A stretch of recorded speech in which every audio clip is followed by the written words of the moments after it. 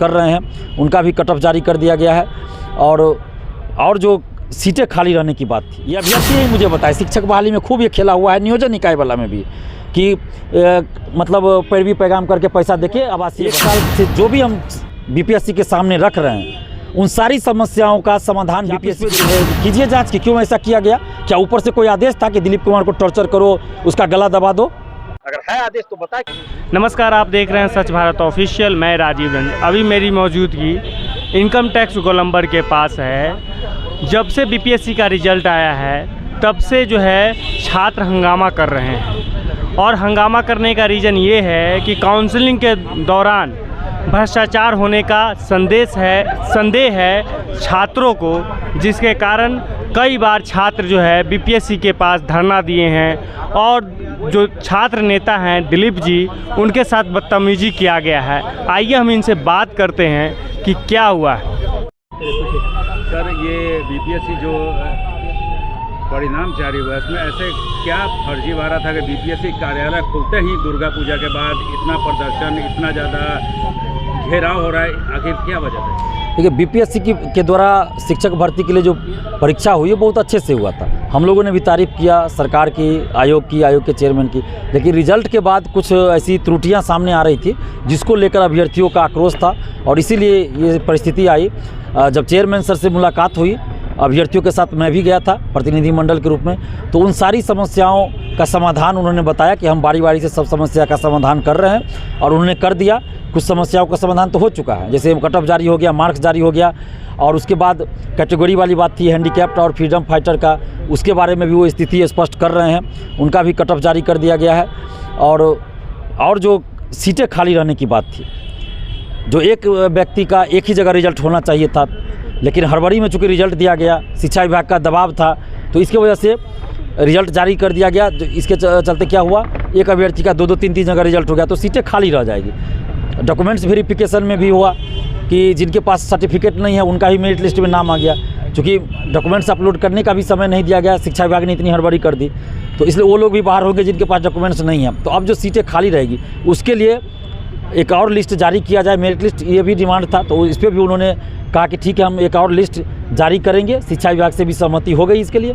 तो इन सारी चीज़ों को उन्होंने सुना, लेकिन जब हम बाहर निकले थे तो हमारे साथ कुछ पुलिसकर्मी द्वारा, ये नहीं हम कह रहे कि पटना पुलिस के द्वारा, लेकिन हाँ 2-3 पुलिसकर्मी के द्वारा बदसलूकी की गई, और हमारे ऊपर व्यक्तिगत रूप से हमला किया गया, मेरा गला दबाने का प्रयास किया गया, जो कि लाठीचार्ज में कहीं ऐसा नहीं होता है। तो व्यक्तिगत ऐसा होता है कि कोई दुश्मनी निकाल रहे हो, ऐसा प्रयास किया गया। जैसे लगा जैसे जान से मारना चाह रहे हो, जो भी हो, लेकिन ऐसा नहीं होना चाहिए। मैं बहुत 2016 से आंदोलन करता आ रहा हूँ, अरेस्ट भी हुआ था कई बार, जेल भी गए हैं, लेकिन मेरे साथ बदसलूकी नहीं किया गया कभी भी पुलिस के द्वारा। लेकिन उस दिन पहली बार बदसलूकी किया गया, जिसका मुझे काफ़ी दुख है। हो सकता है कोई व्यक्तिगत दुश्मनी निकाल रहे हो। लेकिन अब जो फिर कट ऑफ जारी हुआ, मार्क्स जारी हुआ, तो उसके बाद कुछ अभ्यर्थी का एक कहना, मैं बार बार कर रहा हूँ, अभ्यर्थी का कहना है कि कट ऑफ से मेरा मार्क्स ज़्यादा है, मेरा रिजल्ट नहीं हुआ है। किसी का कहना है कि कुछ अभ्यर्थी फ़ोन करके बता रहे हैं कि जो OMR में मिला रहे हैं आंसर किसी, तो मार्क्स जितना आ रहा है उतना वेबसाइट पे नहीं आ रहा है, 2-3 नंबर कम है। तो हमने अभ्यर्थियों को भी कहा है कि आप, और आपके चैनल के माध्यम से भी हम ये कहना चाह रहे हैं कि आप आश्वस्त हो लीजिए कि अगर आपके साथ सही में कुछ गलत हुआ है, आप पूरा डॉक्यूमेंट्स अपना देख लीजिए, कि ऐसा नहीं कि कोई डॉक्यूमेंट्स की कमी हो, या फिर आपको मिलाने में कोई हड़बड़ी में कुछ गलती हो जा रहा हो, वो देख लीजिए। अगर आपके साथ सच में कुछ गलत हुआ है, अन्याय हुआ है, कुछ त्रुटि हुआ है बीपीएससी का, तो ज़रूर उस चीज़ को बीपीएससी के सामने रखिए। अगर कुछ त्रुटि नहीं है तो सरकार को बदनाम करने या बीपीएससी के चेयरमैन या बीपीएससी को बदनाम करने की मंशा से गलत आरोप नहीं लगाइए।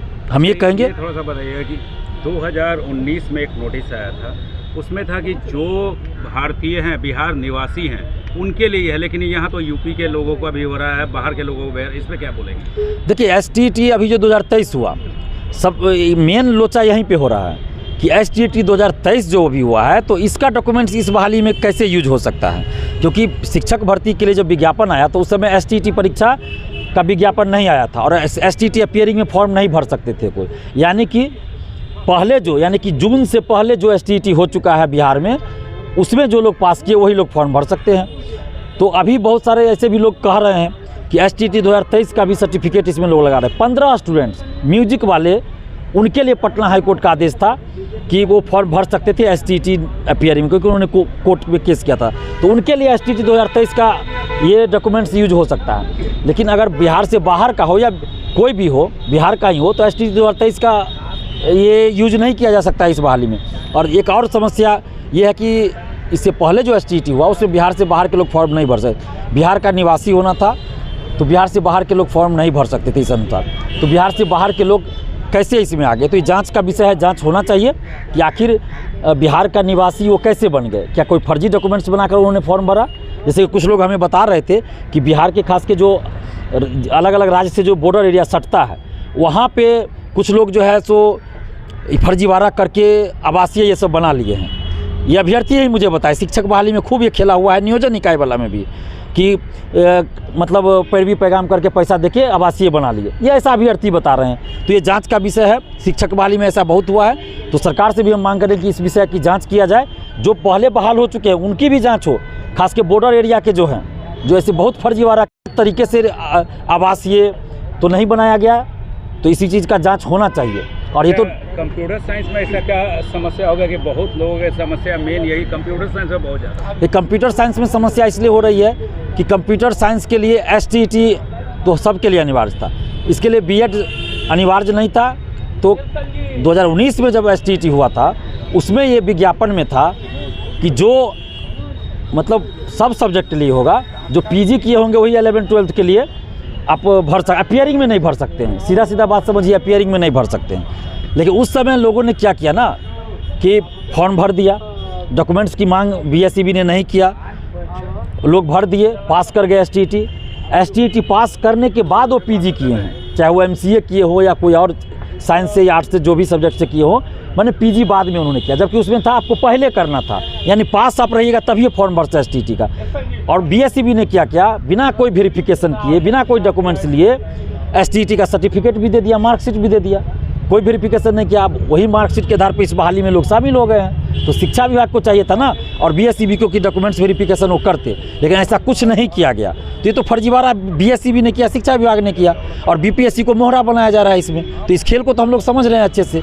तो हमारी यही मांग है कि फर्जी लोगों को बाहर कीजिए। सरकार से गुणवत्तापूर्ण शिक्षा की बात आप कर रहे हैं, तो कैसे गुणवत्तापूर्ण शिक्षा आएगी? फर्जी सर्टिफिकेट पे जो बहाल लोग हैं वो गुणवत्तापूर्ण शिक्षा ला देंगे? नहीं ला देंगे ना। तो फर्जी लोगों को बाहर कीजिए, हमारी यही मांग है सरकार से। और सरकार 2 नवंबर को नियुक्ति पत्र बांट रही है, मुख्यमंत्री जी बांट रहे हैं, उप मुख्यमंत्री जी बांट रहे हैं, माने बिहार सरकार बांट रही है। उसका हम विरोध नहीं कर रहे हैं। बहुत सारे प्रशासन के लोग भी हमको फ़ोन कर रहे हैं कि आप उस दिन कोई आंदोलन कर रहे हैं, सरकारी कार्यक्रम का विरोध कर रहे हैं। हम क्यों विरोध करेंगे भाई? हम तो सरकार का साथ दे रहे हैं, जहाँ सरकार अच्छा काम कर रही है हम तो सर तारीफ़ कर रहे हैं। मेरे इतना तो कोई तारीफ़ नहीं किया होगा शिक्षक भर्ती जब आए परीक्षा हुआ तो, लेकिन जहाँ गलत होगा वहाँ विरोध भी करेंगे, वहाँ भी हम चुप नहीं बैठेंगे। चाहे सरकार के द्वारा, पुलिस के द्वारा जो बर्बरतापूर्ण कार्रवाई की जाए, हम उन सब चीज़ों से नहीं डरते हैं। सरकार अच्छा काम करेगी, कोई भी सरकार हो, पार्टी किसी का हो, गठबंधन कोई हो, उससे हमको मतलब नहीं। हमको मतलब है बिहार सरकार से, तो हम तारीफ़ करेंगे। और 2 नवंबर को जो नियुक्ति पत्र बांटा जाएगा उसका हम स्वागत करते हैं। साथ ही ये भी मांग करते हैं कि आप 602 बस की व्यवस्था की है शिक्षकों को लाने के लिए, कि नियुक्ति पत्र उनको देंगे।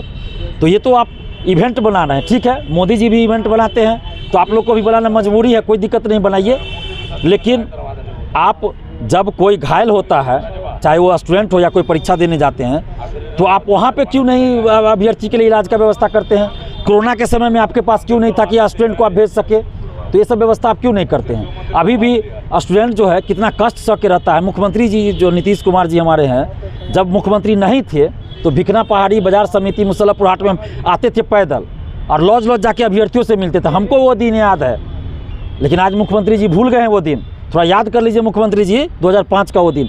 आज जब आप मुख्यमंत्री बन गए, इतने लंबे समय से हैं, तो आप भूल गए स्टूडेंट्स का दर्द, और लाठीचार्ज करवाते हैं। और जो भ्रष्टाचार के खिलाफ आवाज़ उठाएगा, नीतीश जी कहते हैं जीरो, जो भ्रष्टाचार के खिलाफ आवाज़ उठाएगा उसी को पुलिस के द्वारा टॉर्चर करवाया जाएगा, घर पे भेजा जाएगा। मेरे घर पे पुलिस को भेजा जाता है, अब सोच लीजिए, उठा के ले जाया जाता है ज़बरदस्ती, उठा के पेपर लीक उजागर करो। तो हमको तो इनाम देना चाहिए ना। नीतीश कुमार जी एक योजना लाए थे कि जो भ्रष्टाचार को उजागर करेगा उसको 1.5 लाख या कितना 75,000 जो भी हो प्राइज दिया जाएगा। आज तक 1 रुपया नहीं मिला हमको, उल्टे पुलिस के सज़ा मिला कि जेल में भेजो और उठा के ले जाओ घसीट के। तो ये जीरो टॉलरेंस, भ्रष्टाचार पे जीरो टॉलरेंस की बात मत करिए नीतीश कुमार जी, आपका ये दिखावा साबित हो रहा है। अब अगर आप सच में जीरो टॉलरेंस की बात कर रहे हैं भ्रष्टाचार पे, तो हम आपको कह रहे हैं आपको क्या सबूत चाहिए? सबूत हम दे रहे हैं ना, आप कार्रवाई करवाइए ना भाई। एक प्रखंड शिक्षा पदाधिकारी 3-3 जगह का बना हुआ है प्रखंड शिक्षा पदाधिकारी। भाई एक व्यक्ति, ये कौन सा खेल चल रहा है? क्या बगैर पैसे के लेन देन के ये संभव है कि एक व्यक्ति 3-3 जगह का प्रखंड शिक्षा पदाधिकारी बना हुआ है? और सारा खेल होता है, कहाँ कहाँ पैसा पहुँचता है किसको नहीं पता है। तो इन सब चीज़ों हम इसलिए मांग करते हैं कि प्रखंड शिक्षा पदाधिकारी की बहाली हो, मनोनयन नहीं हो। राज्यपाल की जैसे मनोनयन होता है वैसे नहीं हो। आप एग्जाम लीजिए ना, प्रतियोगी परीक्षा लीजिए, उसके आधार पर बहाली कीजिए। क्यों नहीं आप करते? जिला शिक्षा पदाधिकारी की बहाली होती है, प्रखंड शिक्षा पदाधिकारी की बहाली क्यों नहीं हो सकती है? आप बहाली कीजिए ना। शिक्षक की बहाली हो रही है, चपरासी की बहाली हो रही है, और प्रखंड शिक्षा पदाधिकारी का मनोनयन हो रहा है। तो ये तो शिक्षा व्यवस्था को कैसे सुधारा जाएगा जब तक कि सारी व्यवस्था को आप नहीं सुधारेगा? तो हम इसलिए सरकार से ये बहुत ज़्यादा है। जी जी, आपको जितने भी अभ्यर्थी हैं उनका बिहार लोक सेवा आयोग, बिहार सरकार से उम्मीद कुछ है आगे? बिल्कुल उम्मीद है।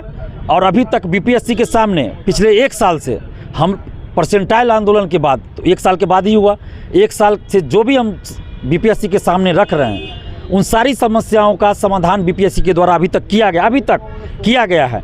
तो हम विरोध कैसे करें? हम तारीफ करेंगे। और जहां तक उनके अधिकार क्षेत्र का बात है, अगर उनके अधिकार क्षेत्र से बाहर का बात है तो वो नहीं कर सकते। जैसे काउंसलिंग की बात है तो शिक्षा विभाग ने काउंसलिंग कराया है, तो अगर फर्जी डॉक्यूमेंट्स पे कोई बहाल हुआ है तो शिक्षा विभाग ही जांच करेगा उसका। और बाकी जो अभी समस्या आ रही है कटअप वाली या मार्क्स कम करने वाली, तो इस पर भी बीपीएससी द्वारा संज्ञान लिया जाएगा और ज़रूर इस पर समाधान होगा। अभ्यर्थियों से भी अपील करेंगे कि आप किसी पार्टी पॉलिटिक्स या जाति धर्म की मंशा से सरकार को बदनाम करने या आयोग को बदनाम करने की मंशा से आरोप नहीं लगाइए। आप एक अभ्यर्थी के रूप में अगर आपके साथ अन्याय हुआ है तो ज़रूर आप बीपीएससी के सामने, सरकार के सामने उसको रखिए। हम लोग भी आवाज़ उठाएंगे, आपके लिए लड़ेंगे, लेकिन गलत आरोप नहीं लगाइए। अगर सच में आपके साथ अन्याय हुआ, गलती हुआ है तो हम आपके साथ खड़े हैं। आप याद कीजिए, दरोगा बहाली, सिपाही बहाली में खुलेआम गुंडागर्दी होती है, वहाँ कोई नहीं सुनता है। बीपीएससी में कम से कम सुना जा रहा है। ऐसे तरीका से बाध्य उत्पन्न हो जाता है। बिहार एसएससी देख लीजिए, बीपीएससी देख लीजिए, और कई एग्जाम ऐसे है बिहार में, खास करके कोई ना कोई बाध्य उत्पन्न हो ही जाता है। देखिए, जब आपका इरादा नेक होगा तभी ना कोई काम सफल होगा।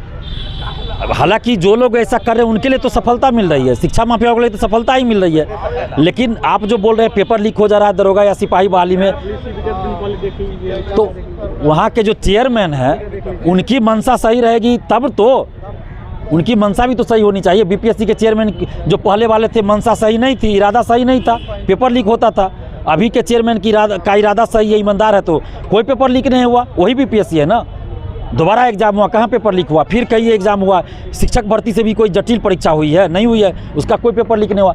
लेकिन जहाँ के चेयरमैन ईमानदार नहीं होंगे, वो चाहेंगे नहीं कि अभ्यर्थियों के हित में काम करे, तो वहाँ कैसे रुकेगा? कुछ नहीं रुकेगा। अगर आपके ऑफिस में कुछ गलत हो रहा है, बरसों से गलती हो रही है, और हम आपको बता रहे हैं कि हाँ यहाँ गलती हो रहा है, ऐसे सुधार कीजिए, आप हमारी बात को सुनिएगा ही नहीं, ना कुछ कीजिएगा, तो कैसे सुधार होगा? यानी कि आप गलत है, इसलिए आप नहीं सुनना चाह रहे हैं। हम जाते हैं सीएसबीसी ऑफिस, बिहार पुलिस अवर सेवा आयोग जाते हैं तो कोई नहीं मिलता है। लगता है जैसे दिलीप कुमार कोई क्रिमिनल है भाई बहुत बड़ा, तो कोई नहीं मिलना चाहते। तो भाई पता नहीं, अब तो सरकार को एगो सर्टिफिकेट देना चाहिए हमको कि हम क्या हैं, बिहार के वासी हैं या नहीं है। क्या आपको गर्दन पकड़ क्यों दौड़ाया जा रहा था प्रशासन के द्वारा? ये प्रशासन को नहीं कह सकते, ये पटना पुलिस का नहीं था कार्रवाई, ये 3-4 पुलिसकर्मी की कार्रवाई कह सकते हैं इसको।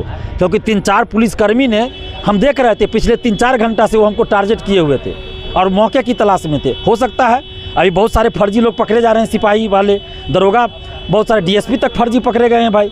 तो हो सकता है रहते हो या शिक्षा माफियाओं के इशारे पे हमारी हत्या कराने का प्रयास किया गया। कोई बड़ी बात नहीं है। गला नहीं दबाया जाता है लाठीचार्ज में, कहीं बता दे कि गला दबाया जाता है लाठीचार्ज में? अरे आप हमको मारते, कोई दिक्कत नहीं है। इससे पहले भी कई बार मार खाए हैं, बेली रोड में, डाक बंगला चौराहा, जेपी गोलम्बर गांधी में कई बार लाठी खाए हैं। हमने कभी पुलिस पे कोई आरोप नहीं लगाया कि दुर्व्यवहार किया गया है, गाली गलौज आज तक नहीं लगाया, जेल भी भेजा गया। लेकिन परसों मेरे साथ दुर्व्यवहार किया गया, बदतमीजी किया गया, मेरे साथ गाली गलौज जैसा व्यवहार किया गया, अपशब्द का प्रयोग किया गया। तो 3-4 लोगों ने किया, मैं पूरे पटना पुलिस को नहीं कर। दुश्मनी था जो बोले व्यक्तिगत हमारे ऊपर, ये तो उनकी कार्रवाई से लगता है कि जैसे व्यक्तिगत दुश्मनी हो सकता है। वो तो पूछताछ होनी चाहिए कि क्यों ऐसा किया गया। हम तो सरकार से मांग कर रहे हैं, डीजीपी साहब से मांग कर रहे हैं कि आप इस पर कीजिए जांच कि क्यों ऐसा किया गया। क्या ऊपर से कोई आदेश था कि दिलीप कुमार को टॉर्चर करो, उसका गला दबा दो?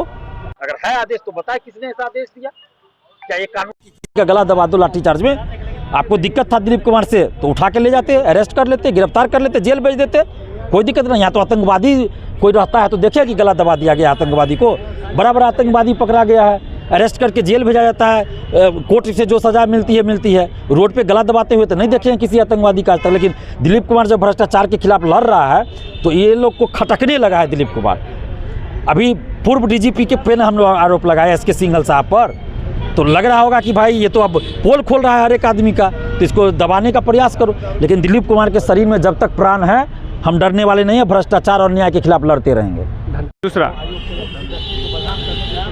ये थे हमारे साथ दिलीप जी, अपनी बात पूरी बात बताएं कि क्या प्रॉब्लम है, काउंसलिंग में क्या क्या हुआ है।